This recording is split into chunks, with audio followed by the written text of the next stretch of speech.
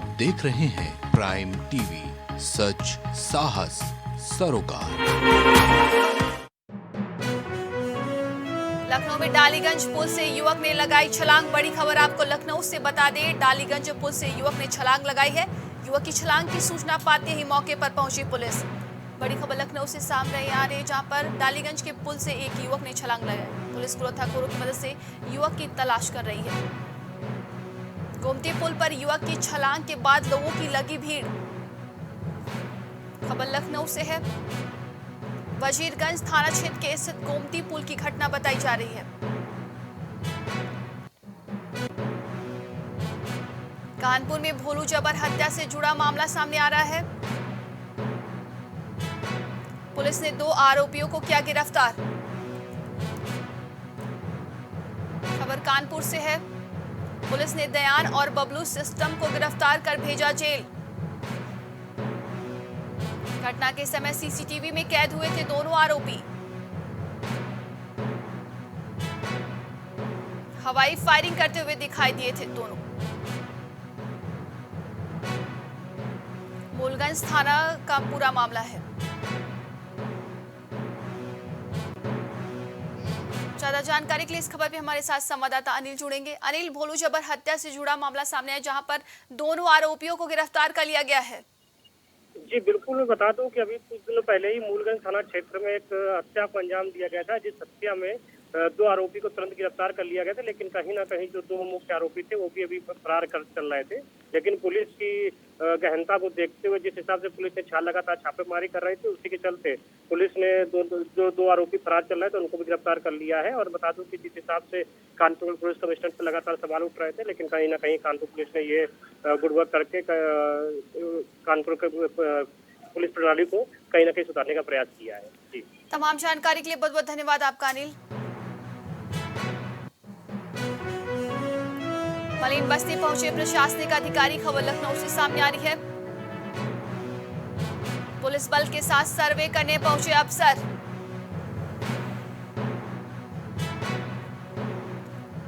पीयूडीए के अफसर पहुंचे मलिन बस्ती।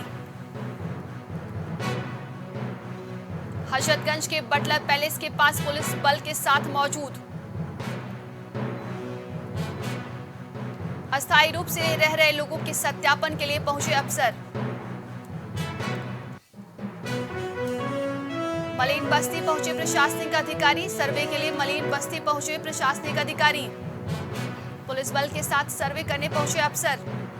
ज्यादा जानकारी के लिए इस खबर पे हमारे साथ संवाददाता कलीम जुड़ेंगे। कलीम, मलिन बस्ती के सर्वे के लिए अफसर वहां पर पहुंच चुके हैं। देखिए नंदिनी जी, जिस तरीके से मलिन बस्तियों में कहा जा रहा था कि वो जो अपराधी हैं वो अपना गढ़ बना रहे हैं और वहां पर जो रोंगी और बांग्लादेशी हैं वो लोग वहां पर अपना ठिकाना बना रहे हैं, इसको लेकर के अब सर्च ऑपरेशन शुरू हो चुका है, जिसको लेकर आज जो है पुलिस फोर्स के साथ जो अन्य विभाग है, चाहे फिर डूडा अधिकारी कहा जाए या फिर एलडी अधिकारी कहा जाए, ये सभी लोगों की टीम एक पहुंची थी। यहाँ पर पूरा सर्च ऑपरेशन कराया गया। वहां पर जो लोग रह रहे हैं, जो झोपड़पट्टी बना के रह रहे हैं या फिर जो कच्चे मकान बनाकर रह रहे हैं, सभी की आइडेंटिटियां चेक की जा रही थी कि उनसे ये डिटेल मांगी जा रही थी कि आखिर वो लोग यहाँ पर कब से रह रहे हैं। और इसके साथ ही यह भी चिन्हित किया जा रहा है कि वहाँ पर किसके पास आईडी प्रूफ है कि नहीं, और अगर आईडी प्रूफ नहीं है तो वो लोग यहाँ पर कब से रह रहे हैं। इन सभी मामलों की जानकारी जुटाई जाए तो कहीं ना कहीं ये कहा जा रहा है अधिकारियों के द्वारा कि जिस तरीके से मलिन बस्तियों के बीच में जो अपराधी हैं वो अपना गढ़ बना रहे हैं और एक जो बड़ी साजिश भी रचते हैं, क्योंकि रोंगी और बांग्लादेशी जिस तरीके से यहाँ पर आकर के छुप करके रहते हैं, तो उनके खिलाफ एक ये बड़ा ऑपरेशन चलाया जा रहा है। ये ऑपरेशन लगातार चलता रहेगा और इसके तहत जो भी लोग यहाँ पे छुप कर रह रहे हैं उनकी भी गिरफ्तारियां होगी और उसके मामले में कार्रवाई भी की जाएगी। जी कलीम, लखनऊ के किन किन जगहों पर ये सर्वे चलेगा? देखिए, जिस तरीके से जो सर्वे की बात जो सामने आ रही है वो सर्वे ये आ रहा है जैसे रेलवे ट्रैक के बगल में जो लोग रह रहे हैं, या फिर जहां पर अक्सर देखा जाता है कि झोपड़पट्टियों की संख्या लगातार बढ़ती जा रही है, या फिर जो सरकारी जमीनें हैं उन जमीनों पर जो झोपड़पट्टियों की संख्या बढ़ रही है, या फिर जो सड़क किनारे की बात के जो कच्चे मकान जो अवैध रूप से कब्जा करके लोग बनाते हैं उसके भी देखे जाते हैं कि वहां पर लोगों के पास आइडेंटिटी कार्ड नहीं होता, लेकिन पक्का मकान बना लेते हैं, फिर धीरे धीरे उस पर अपनी आइडेंटिटी और अपनी दावेदारी मजबूत करते हैं। तो इन सभी के खिलाफ एक सर्च ऑपरेशन अब शुरुआत हो गई है और सर्च ऑपरेशन में एक बड़ा अभियान चलाने का दावा किया जा रहा है। और इस दावे के साथ जो सरकारी जमीनें हैं और जो उन पर अवैध कब्जे किए गए हैं उनसे भी खाली करवाने के साथ साथ जो इस तरीके के रोंगी और बांग्लादेशी के जो लोग हैं उनके ऊपर भी कार्रवाई करने का दावा किया जा रहा है। तमाम जानकारी के लिए बहुत बहुत धन्यवाद आपका कलीम। लखनऊ के महानगर से 14 साल की नाबालिग लड़की हुई लापता। बड़ी खबर आपको बता दें, घर वालों ने जताई अपहरण की आशंका। इंडियन गैस गोदाम कंचना बिहारी मार्ग कल्याणपुर की रहने वाली है लड़की। लड़की महानगर सिविल अस्पताल गई थी।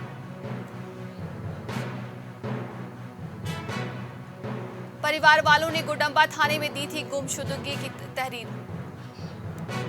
ज्यादा जानकारी के लिए इस खबर पे हमारे साथ संवाददाता कलीम जुड़ेंगे। कलीम, महानगर से 14 साल की नाबालिग लड़की लापता हो चुकी है। परिवार वालों ने पुलिस को तहरीर दे दी है।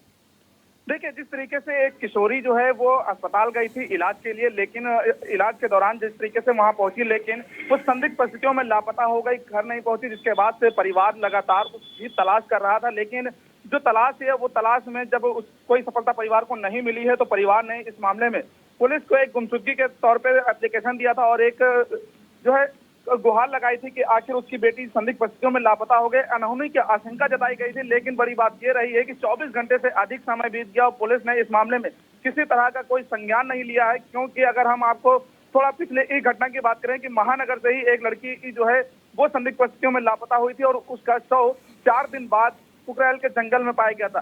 तो इसी तरीके से एक जो संदिग्ध परिस्थितियों से ये एक किशोरी लापता हुई है, इस मामले में किसी तरह की कोई गंभीरता नहीं ली जा रही है, क्योंकि 2 थानों के बीच का मामला है, यानी कि एक महानगर और दूसरा गुड़म्बा। क्योंकि गुड़म्बा की रहने वाली है, इसलिए परिजनों ने गुड़म्बा में इस मामले की तहरीर दी है। लेकिन अभी तक पुलिस ने इस मामले का किसी तरीके से संज्ञान नहीं लिया है और लापरवाही लगातार बरती जा रही है। तो कहीं ना कहीं परिवार इस मामले में अनहोनी की आशंका भी जाहिर कर रहा है। उसके बावजूद पुलिस इस मामले की तफ्तीश नहीं शुरू कर रही है और पुलिस केवल कान में रुई लगा करके बैठी हुई। तो इसलिए साफ कहा जा सकता है कि पुलिस इस मामलों को लेकर के गंभीर नहीं नजर आ रही है। तमाम जानकारी के लिए बहुत बहुत धन्यवाद आपका कलीम। प्रधानमंत्री आवास योजना में आवास दिलाने के नाम पर लाखों की ठगी की गई है। खबर लखनऊ से सामने आ रही है। प्रधानमंत्री आवास योजना दिलाने का प्रलोभन देकर लाभार्थियों से लाखों की ठगी की गई। यूपी एसटीएफ की टीम ने 2 शातिर ठग को गिरफ्तार करने में सफलता हासिल की है। मास्टरमाइंड समेत 2 अरेस्ट, फर्जी आईडी कार्ड समेत अन्य सामान बरामद कर लिए गए। दोनों आरोपियों को कानपुर देहात के रनिया थाना में किया गया दाखिल। ज्यादा जानकारी के लिए इस खबर पे एक बार फिर से हम रुख करेंगे मोहम्मद कलीम का। कलीम, प्रधानमंत्री आवास योजना के नाम पर लाखों रुपए की ठगी की जा रही है आजकल।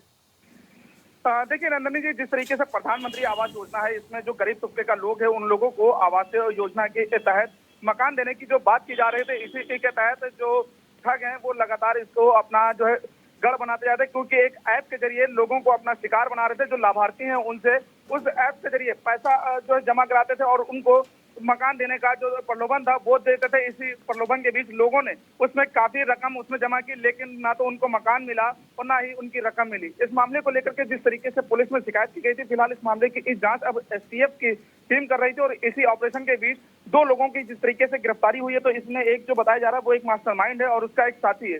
ये लोग एक ऐप के जरिए पूरी ठगी कर रहे थे। फिलहाल इन लोगों की जिस तरीके से गिरफ्तारी हुई है, गिरफ्तारी करने के बाद कानपुर देहात के रनिया थाने में इन लोगों को दाखिल किया गया और इस मामले की अब आगे की जो कार्रवाई है वो कानपुर देहात का जो रनिया थाना है वहां की पुलिस कर रही है। और इस मामले में कहा यह भी जा रहा है कि एसटीएफ का जो दावा है कि जो इन लोगों के साथ और गिरोह में लोग हैं उनकी भी तलाश की जा रही है और हो सकता है इन लोगों को रिमांड पर भी लेने की जो बात कही जा रही है, रिमांड पर लेने के बाद एक बड़ा नेटवर्क भी तोड़ने की बात है। क्योंकि प्रधानमंत्री आवास योजना के तहत जिस तरीके से ठगी के मामले लगातार बढ़ रहे हैं, क्योंकि लगातार शिकायत आ रही थी, फिर चाहे वो बात की जाए लखनऊ से या फिर लखनऊ से सटे अन्य जिलों की। क्योंकि लगातार जो ग्रामीण इलाका है वहां पर जो लोग हैं उनको भी प्रधानमंत्री आवास योजना के तहत पक्का मकान देने की बात कही जा रही थी। उसी के बीच इस तरह ठगी का मामला भी लगातार शुरू हो गया था। तमाम जानकारी के लिए बहुत बहुत धन्यवाद आपका कलीम। साक्षी मर्डर केस से जुड़ी बड़ी खबर सामने आ रही है। आरोपी साहिल की बड़ी पुलिस रिमांड। साक्षी मर्डर केस में आरोपी साहिल की पुलिस रिमांड बढ़ाई गई। साहिल की पुलिस रिमांड 3 दिन तक बढ़ाई गई है।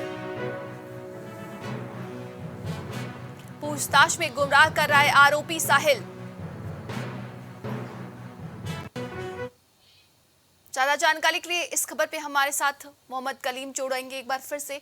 कलीम, साक्षी मर्डर केस में आरोपी साहिल की रिमांड बढ़ाई गई है, वहीं आरोपी साहिल जो है लगातार पुलिस को गुमराह भी कर रहा है। देखिए नंदनी जी, इस मामले में हम आपको बताना चाहेंगे कि जिस तरीके से जो है शाहबाद डेरी इलाके में साक्षी की चाकू से गोद कर हत्या की गई थी। इस मामले में पुलिस ने भले ही साहिल को गिरफ्तार कर लिया हो, गिरफ्तारी के बाद जो चाकू से जिस हत्या को अंजाम दिया गया था वो चाकू पुलिस अभी तक नहीं बरामद कर पाई है। इसके साथ ही बात की जाए जो साहिल है वो लगातार इस मामले में पुलिस को गुमराह करता हुआ नजर आ रहा था, जिसके बाद पुलिस ने इस मामले में साहिल की रिमांड ली थी।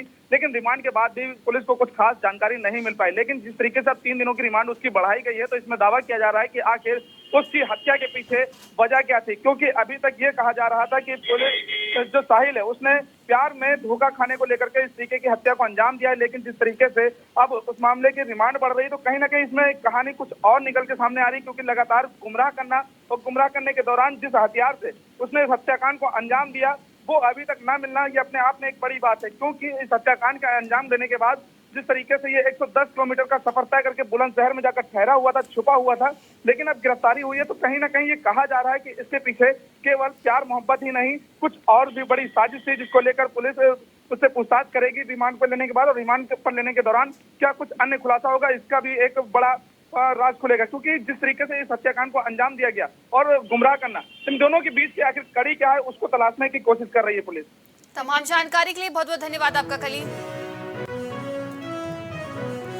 तेज रफ्तार बाइक सवारों की भिड़ंत खबर लखनऊ से है।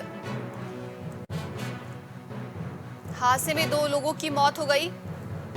तेज रफ्तार का कहर एक बार फिर से लखनऊ में देखने को मिला है, जिस हादसे में 2 लोगों की मौत हो गई है। मामले की जांच पड़ताल में पुलिस जुट गई है। बख्शी का तालाब थाना क्षेत्र के दुर्जनपुर गांव का मामला है। लखनऊ में 58 शिक्षण संस्थान छात्रवृत्ति घोटाले में ब्लैक लिस्टेड। सभी 58 कॉलेज मथुरा के ब्लैक लिस्टेड। बड़ी खबर आपको बता दें, समाज कल्याण विभाग द्वारा बड़ी कार्रवाई की गई। 71 निजी ITI कॉलेज भी लपेटे में है। 58 शिक्षण संस्थान छात्रवृत्ति घोटाले में ब्लैक लिस्टेड। सभी 58 कॉलेज मथुरा के ब्लैक लिस्टेड।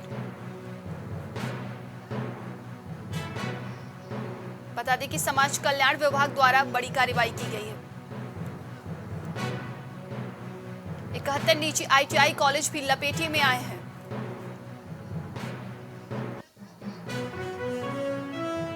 अंठावन शिक्षण संस्थान छात्रवृत्ति घोटाले में ब्लैक लिस्टेड।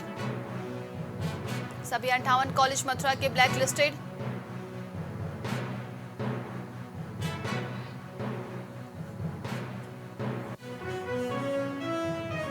गोसाईगंज में लोक निर्माण मंत्री का कार्यक्रम।